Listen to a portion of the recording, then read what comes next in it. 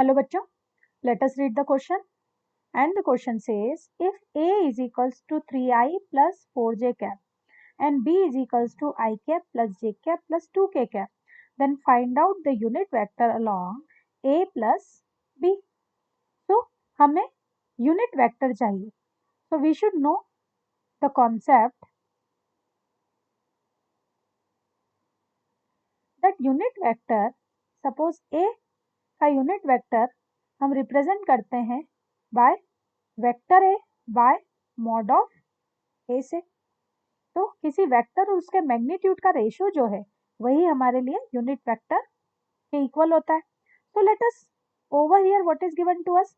Vector A की value हमें दी है 3i plus 4j and vector B is given as i plus j plus 2k.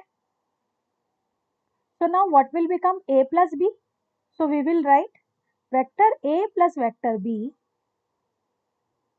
Vector a plus vector b will be equal to 3i plus 4j will be added by I plus j plus 2k. ये सब cap है ना, means x axis y axis और z axis के अलावा unit vector है जिन्हें i j और k से रिप्रेजेंट किया जाता है.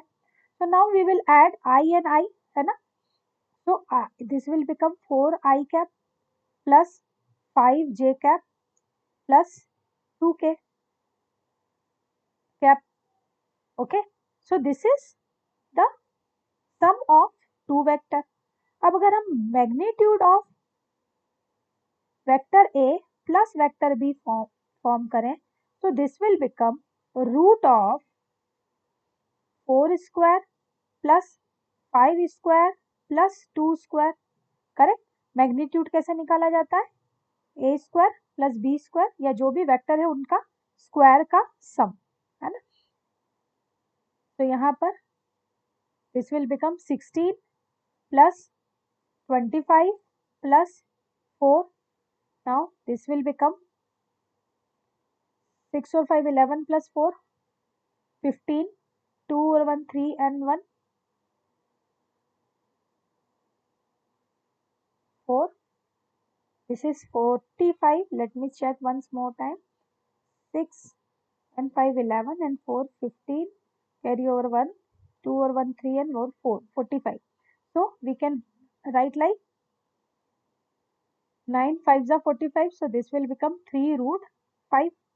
So magnitude of vector a and vector b will become 3 times of root 5. तो यहाँ अगर हम यूनिट वेक्टर फाइंड करें किसका? a plus b के along. So we will write like, suppose unit vector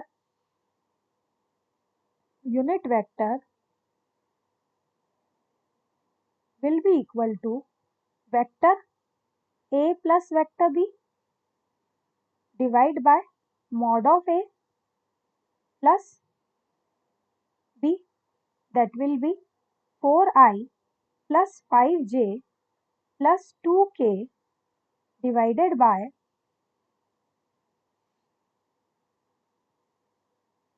3 root 5. So we can write unit vector will be 4 by 3 root 5i plus 5 by 3 root 5j plus 2 by 3 root 5k. This will be our final answer. तो ये हमारा vector a और vector b का जो addition है उसके along unit vector है.